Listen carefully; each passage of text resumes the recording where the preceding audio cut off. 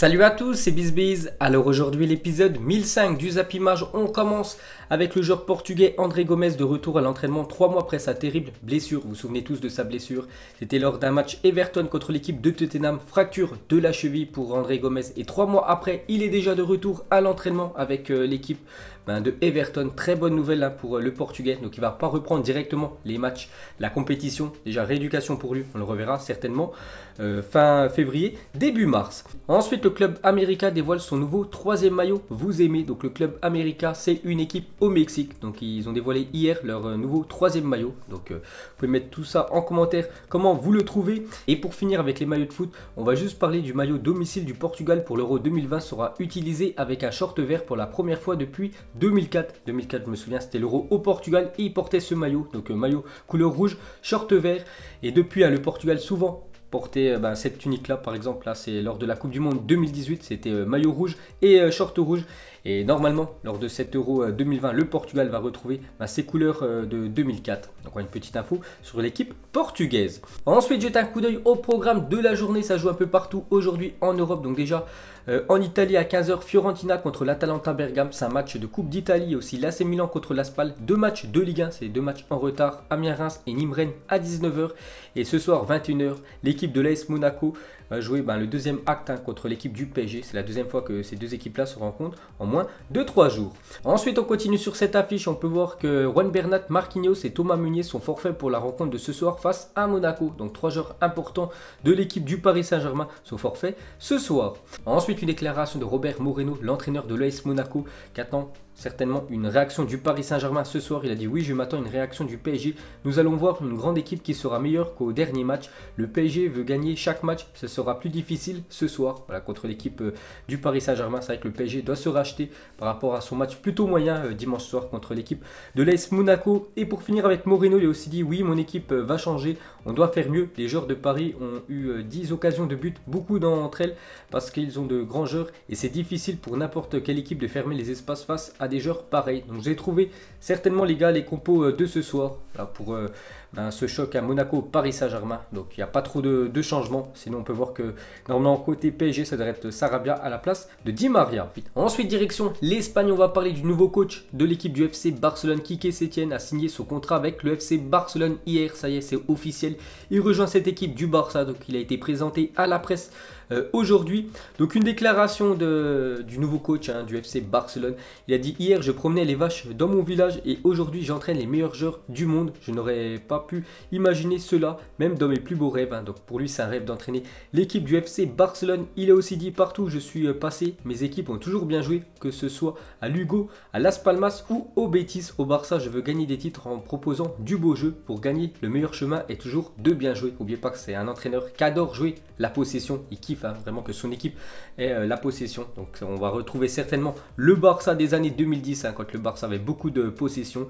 Donc c'est quand même une très bonne nouvelle pour les supporters du Barça parce que l'ADN du FC Barcelone depuis Johan Cruyff c'est d'avoir souvent le ballon dans les matchs.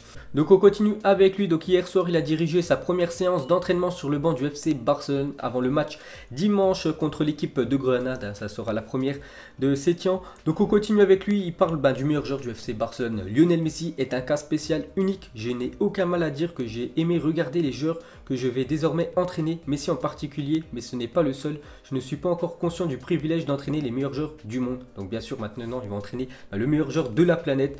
Il a rarement eu des très grands joueurs dans ses équipes, parce qu'à Las Palmas, Betis, Séville, il n'y a pas de grands noms de footballeurs, alors que maintenant il y a quand même du Messi, Frankie de Jong, des grandes stars du football qui va entraîner cet entraîneur espagnol. Ensuite, pour continuer avec lui, donc il fait encore la une des journaux espagnols. Mundo Deportivo, en titre c'est marqué vraiment travailler. Quique Setién promet un travail acharné dès son premier jour que le nouveau Barça gère et Bartomeu a justifié le soulagement de changer une mauvaise dynamique à temps pour remporter les titres. C'est pour ça que Bartomeu, le président du Barça, devait virer Valverde pour essayer de se racheter pour cette deuxième partie de saison et essayer de gagner des titres côté FC Barcelone. Et pour finir avec les unes en Espagne, cette fois-ci c'est la une Journal Sport et c'est mis en titre. Je vous promets que nous jouerons bien. Donc maintenant On a hâte de voir ce que ça va donner du côté du FC Barcelone. Et pour finir avec les Blaugrana, donc hier ils ont appris leur premier adversaire dans cette Coupe du Roi, version 2019-2020, donc ça sera l'équipe de Ibiza qui affrontera l'ogre barcelonais. Et l'autre grosse équipe en Espagne, c'est le Real Madrid, jouera contre Salamanca le 22 janvier prochain en 16e de finale de Coupe du Roi.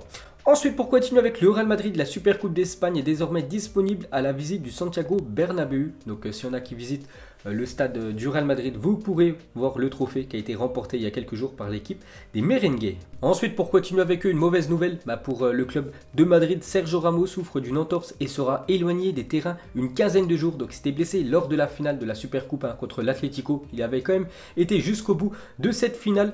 Donc il est blessé pendant 2 semaines. Donc retour prévu le 1er février face à l'Atlético Madrid en championnat. Ensuite, pour continuer avec le capitaine du Real Madrid, donc il n'a manqué aucun de ses 18 derniers penalty tiré avec le Real Madrid et l'Espagne. La dernière fois qu'il s'est manqué dans cet exercice, c'était le 9 mai 2018 contre le FC Séville. Cristiano n'avait pas joué ce jour-là, parce que normalement, avant, c'était Ronaldo qui tirait tout le temps les penalties. Il était absent à Ronaldo ce jour-là, c'était Ramos qui l'avait tiré, il avait loupé. Donc ça fait plus de 2 ans quand même qu'il marque à chaque fois Sergio Ramos sur penalty. Et pour finir avec lui et les penalties, donc il revient sur la séance de tir au but contre l'Atlético Madrid il y a quelques jours. C'est lui qui a marqué le dernier penalty lors de la séance. C'est lui qui a permis au Real Madrid de remporter ce trophée. Donc il a dit: j'ai songé à tirer une Panenka, mais ma cheville n'était pas en état pour que je puisse le faire. Il a préféré assurer avec un plat du pied, mais il voulait faire une Panenka, mais vu qu'il était blessé, il a assuré le but. Ensuite, on continue avec le Real Madrid, pense déjà remplacer le flop Luka Jovic. C'est vrai que le Serbe, on n'entend plus du tout parler côté Real Madrid. N'oubliez pas que l'été dernier, le Real Madrid l'a acheté 70 millions d'euros à l'équipe de Francfort. Et depuis, Luka Jovic, j'ai regardé ses stats tout à l'heure, c'est seulement un seul but, c'était contre l'équipe de Leganés en championnat. Il a joué plus de 17 fois avec l'équipe du Real Madrid, seulement un but, c'est très moyen. Donc c'est quand même un sacré flop, Luka Jovic. Et il va certainement quitter le club, peut-être pas cet hiver, mais l'été prochain, l'attaquant serbe peut-être être prêté. Donc le Real Madrid pense à Timo Werner, l'attaquant du RB Leipzig, pour le remplacer. Donc Timo Werner est l'une des principales priorités du Real Madrid pour l'été prochain. Sa clause se situe entre 30 et 60 millions d'euros et grâce à ça, le Real Madrid ne sera pas obligé de négocier avec le RB Leipzig, son club actuel. Et pour finir avec Timo Werner, c'est quand même, enfin s'il arrive du côté du Real Madrid, c'est quand même une mauvaise nouvelle pour Karim Benzema, numéro 9 du Real Madrid.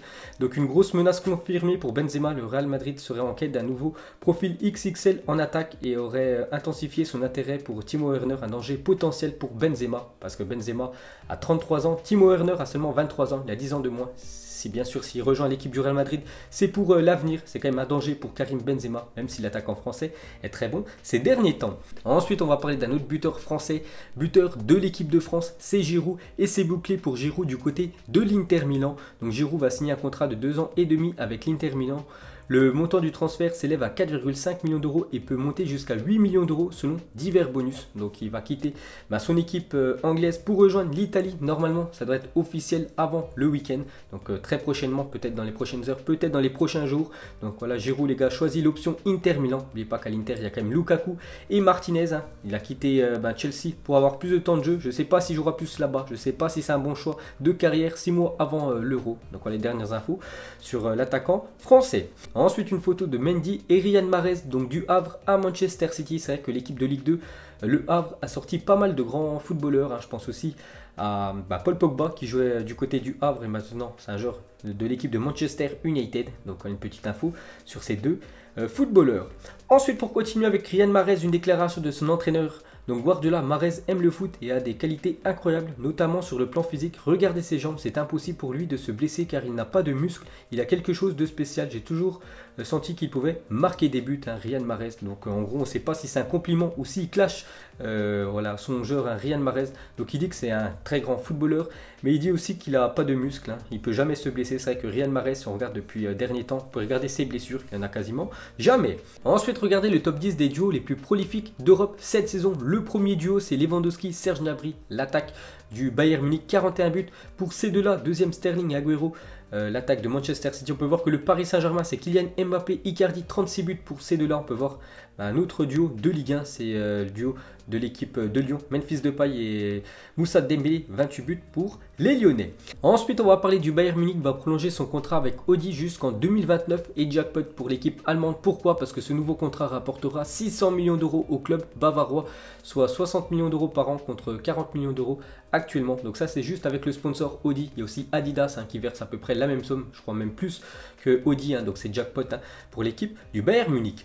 Ensuite, pour célébrer les 110 ans d'Old Trafford, Lego lance la réplique du stade disponible pour environ 300 livres, environ 350 euros. 3898 pièces composent cette réplique. C'est des grands fans de Manchester United. Moi, j'adore cette équipe. Vous pouvez acheter la maquette de Old Trafford en Lego. Petite info sur l'équipe anglaise. Ensuite, regardez la fortune dépensée par les Red Devils depuis le départ de Sir Alex Ferguson. C'était en 2013 et l'équipe de Manchester United sur ces 7 dernières années ont quand même dépensé plus de 1,53 milliard d'euros pour remporter seulement une Europa League. C'est le seul trophée de Manchester United sur ces dernières années. Sinon, pas de Ligue des Champions ni de championnat anglais, donc c'est très moyen, surtout au vu de la somme dépensée. Ensuite, on va parler d'une autre équipe anglaise, l'équipe de Liverpool. Et Liverpool, 30 ans d'attente, les champions depuis leur dernier titre de Liverpool, c'était quand même en 1990. Ça fait 30 ans que Liverpool attend ce trophée de la Première Ligue.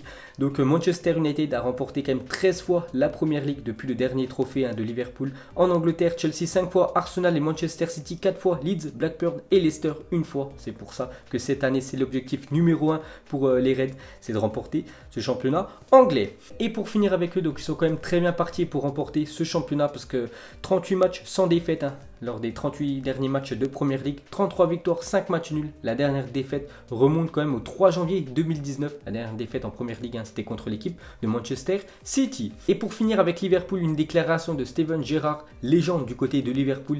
Il a dit: le jour de ma mort, ne m'envoyez pas à l'hôpital, envoyez-moi une file. Je suis né là-bas et je veux mourir là-bas, tellement qu'il a de l'amour pour son club. Et pour finir ce zap image, on revient sur le cas Olivier Giroud du côté de l'Inter Milan. Donc vous mettrez en commentaire, est-ce que c'est un bon choix de carrière de Giroud de signer du côté de l'Inter Milan 6 mois avant l'Euro. N'oubliez pas que Deschamps avait fait une déclaration sur Giroud. Il avait dit qu'il lui fallait un peu plus de temps de jeu, sinon l'Euro, il le loupera.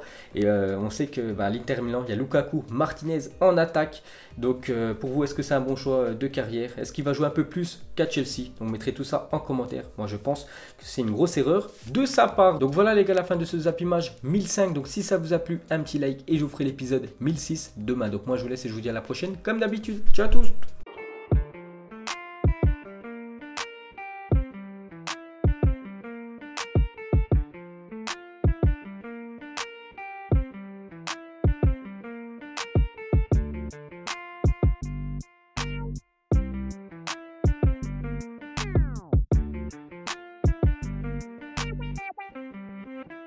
Non-committal.